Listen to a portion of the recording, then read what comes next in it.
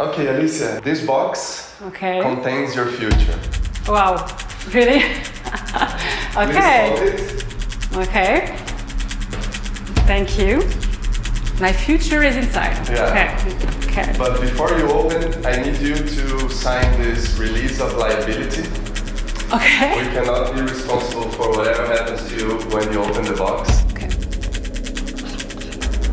Now, let's see how your future looks like. Okay. It's Before you tell us how your future looks like, please grab one of the cards. So let's start by introducing yourself and make that org to someone who has never heard of it. What's the simplest way you will describe its mission impact? So first, I'm Alicia Combaz. I'm the founder and the CEO of Make.org, this great organization. I founded this company about 8 years ago, and now it's about an adventure with 50 people in Paris, Brussels, Berlin. And what we do at Make.org is we are working at the intersection of democracy and technology. So 8 years ago, I was like, come on, we can use technology to leverage impacts. And how can we use technology to hear the voices of the people who have to construct our society? You know, all the citizens, they have to take part into the discussion, they have to build their future. And I was like, technology can reach the unreachable, and with technology we can reach these people, create big, massive conversation, find consensus, and then build impact. And now more and more we are talking about polarization. So in a simple way we are fighting against polarization and creating connection, contact between people for good and for positive transformation of society. You are at the center of democracy innovation in Europe. From your perspective, how much power do people truly have today? And how can we make sure their voices lead to genuine changes? I think that people have a lot of power, but maybe they don't know that they have this power. So the goal of my company, my organization, is to show the people how much power they have.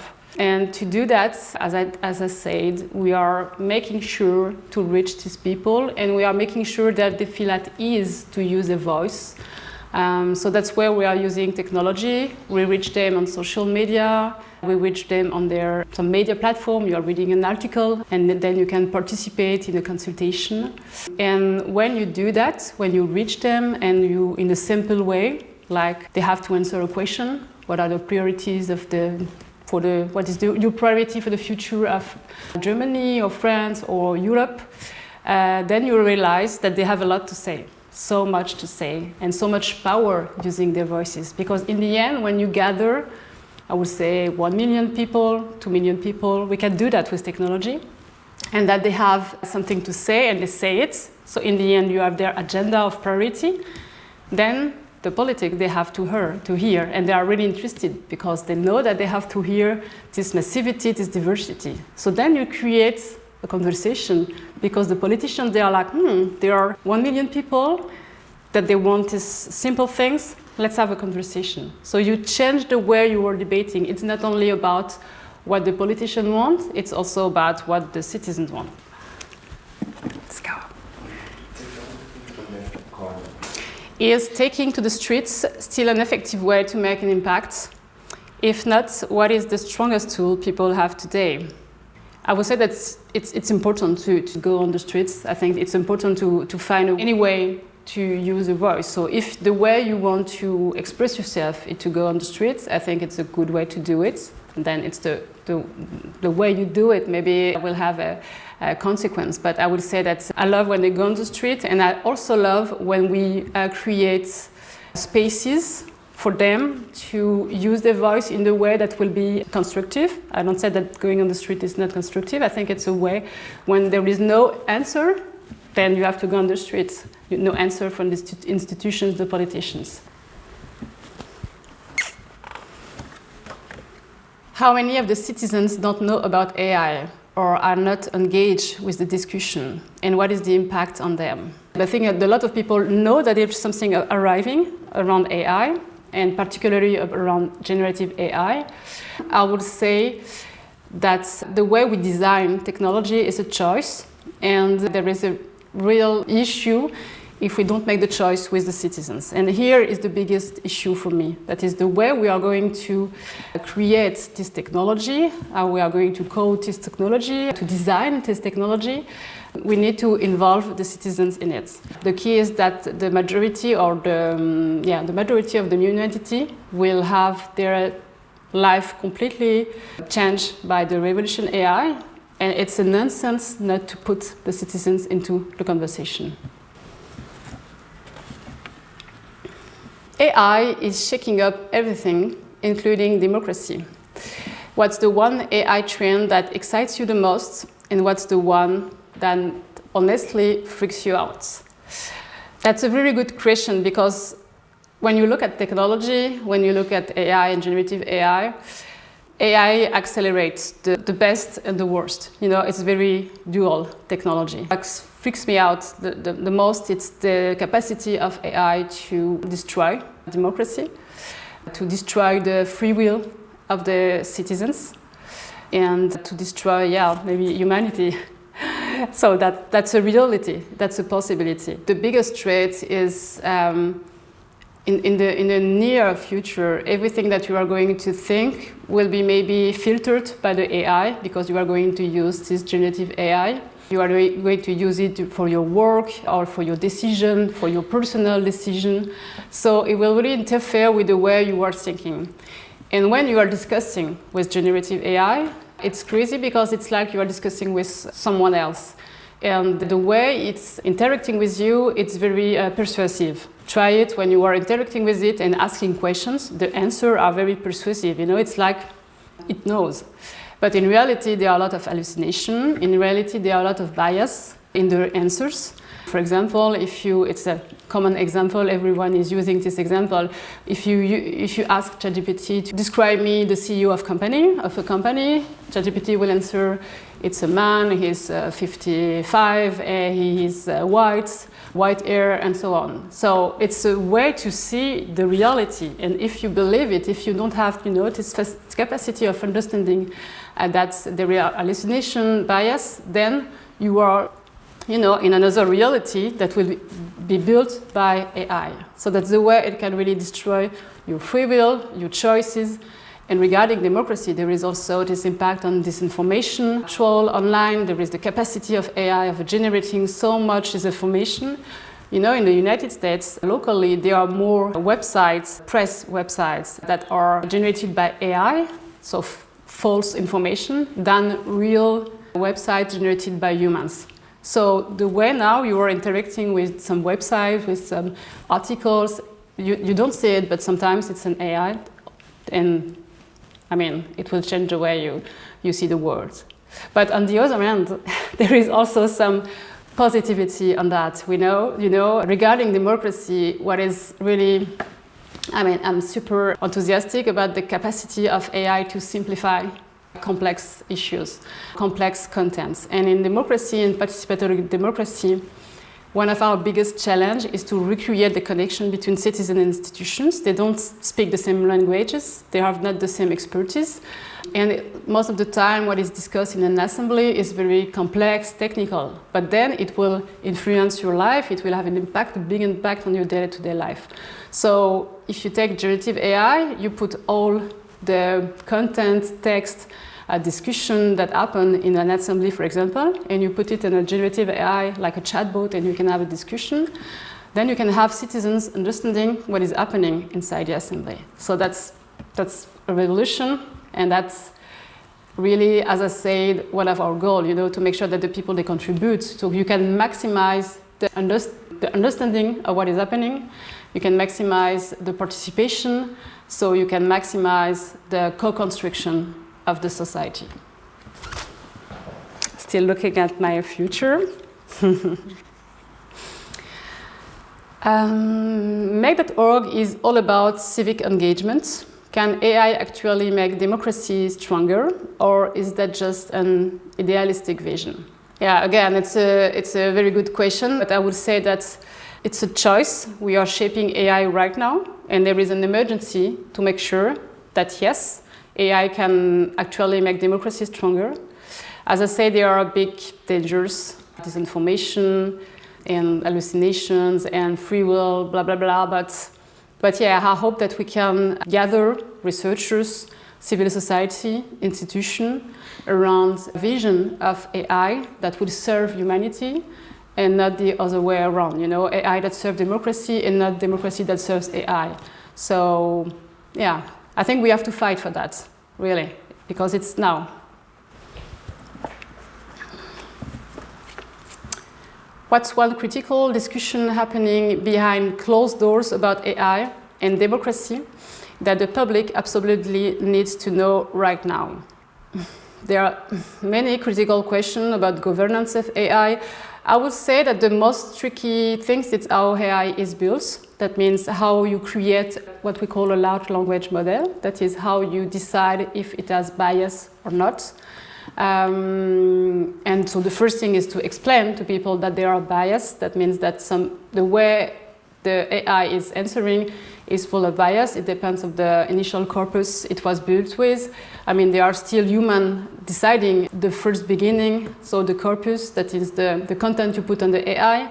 And then you can also change if there are more or less bias. So that's one critical question I would love to put on the table. As I say, easy to put on the table. The citizen could have a say on how do we build that. And you know, when you organize participatory democracy, you can organize participatory democracy on very difficult subjects. Then it's a question of how you do that. But for example, the citizen assembly could be a good way to accelerate on this subject and to involve citizens in that subject.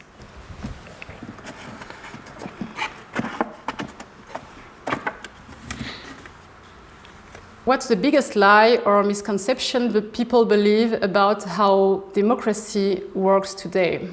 That's a good question.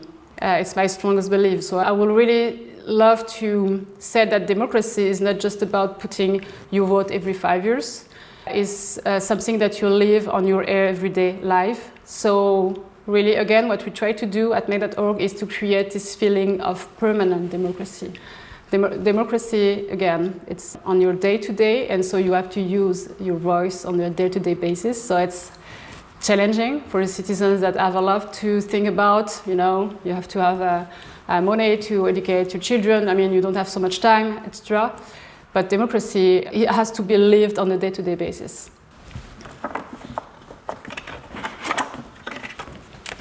How can someone make a living while helping people and making a positive impact in the world?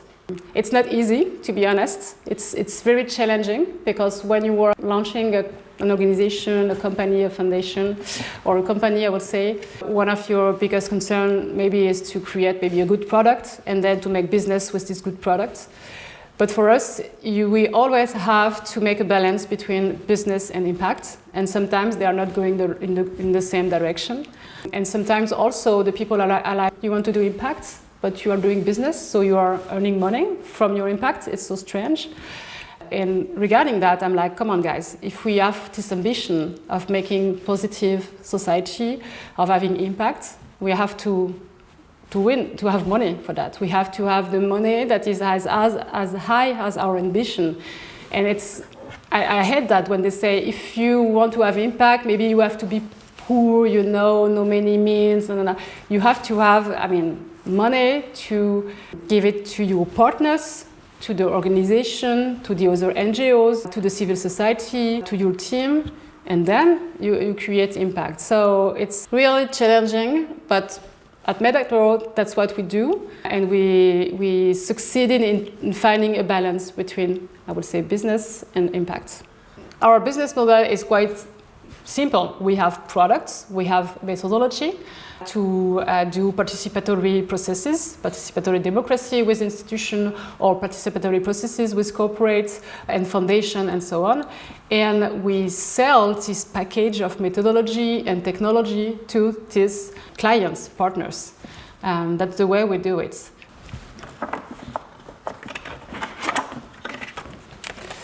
How do you choose which causes to support and advocate for THEMACH.org? We have what we call an ethic council. So it's a people very high in our governance. So they have if we hire someone, HR subjects, or the clients we are working with, or the subjects we are advocating, we have the discussion with them, and they have to validate these choices.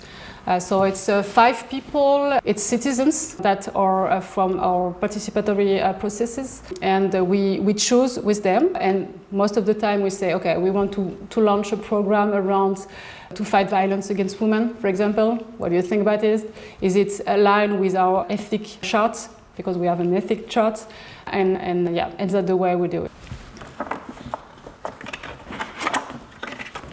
Have you ever had to compromise your values? What was the situation and how did it feel?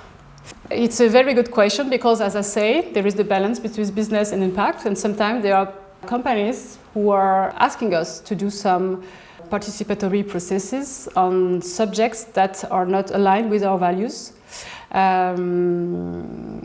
The first thing is our ethical chart. So, for example, we don't work with it's easy. We don't work with the tobacco industry or armament or pharmaceutical industry. So we know from the beginning we wrote that. But one day we were approached by someone from the food industry, and they wanted to do big participatory process around obesity, around the issue caused by the food industry. So they wanted to do a marketing campaign promoting the fact that they were against that, but I would say that their product was a big cause of the problem. So we had an internal conversation, we had the debate internally because it was a lot of money. So you were like, okay, what are we sure about that, to say no? But to be honest, with the Ethics Council and with the conversation we had internally, it was not so difficult to say no, even if sometimes you are looking for money, so you are hesitating, but the hesitation was not so it doesn't take so long time to decide. But yeah, we have to make a lot of compromise, and we say a lot of time no to companies who want to use our participatory processes. But then it's a question of legitimacy of our what we do, and it's a question of trust with the citizens. So it's a long-term view to say no.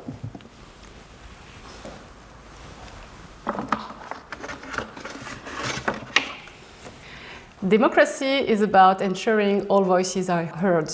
How do you navigate extreme or radically opposing opinions while fostering constructive discussion? Again, very good question. We have a lot of extreme and radically opinions on our participatory platform. And that's why then our mission is to make sure that there are not only these extreme or radically opposing opinions. We talk a lot about polarization, and I love the metaphor of, a football stadium, when there are all the people in the stadium, and you have the two extremes. They are very loud, very, very loud, and the louder one extreme is, the louder the other extreme is. But there is, in between, all the other people who are here for the match, and they are very capable of discussing with the other team people, And that's what we try to do in our conversations, to make sure that the extremes are not so loud, but that the other people in between take their part into the discussion. So a good conversation, a good online conversation, is a conversation when we are going to reach, as I said before, the unreachable, or the people who are not using their voices, to make sure that there is a diversity of voices into the conversation. But we don't avoid to have the extreme opinions. It's very important to have the opinion of every citizen. So it's easy to have the extreme, to be honest. And then our goal, our mission, is to go and reach the in-between, to make sure that we have an interesting conversation.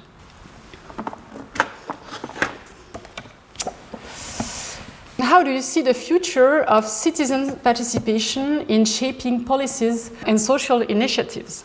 I would say that there are some danger of manipulation sometimes of citizens' participation, so we have to be very aware regarding how we use the citizens' participation, how we use the argument of hearing the citizens' voices, because sometimes they say, oh, we are hearing the citizens' voices, and they just hear the extreme opinions, and they say, you know, the majority, they want that.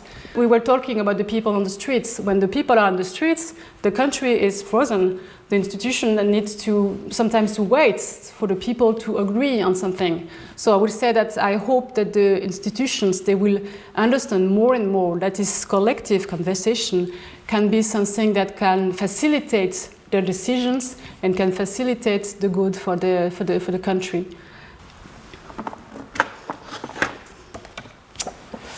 We always end with an out-of-the-box challenge.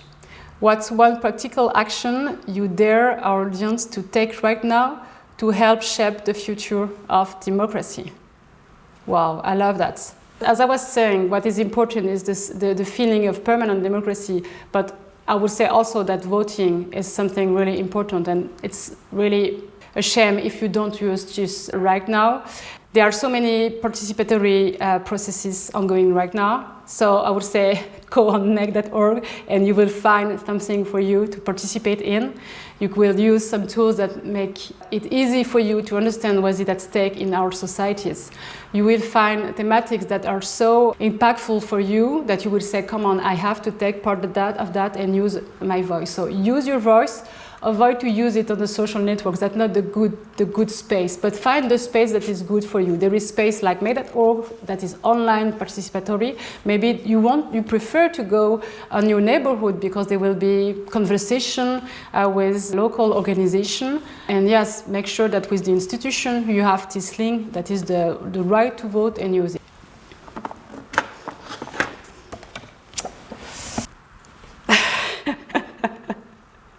Now it's time for you to describe how does your future look like? It's my, oh my God. What the box showed you about your future? It showed me a lot of things, actually. It's impressive what is inside, so I won't say anything, but I see a future where I'll do my best to gather all this coalition of people, experts into this idea to create a better world. I see a future with a lot of discussions with citizens in real life. I'm so into it. It's so great when you gather so millions of people online and then you invite some of them that are the voices of the others to some events and you talk to them and you realize that what you have done had an impact on their life. They say, oh, I wasn't aware that they were discussing about that institution. It's so important for me, so important for my family, for my friends. So yeah, I think this is the kind of future I see. Follow, subscribe, support.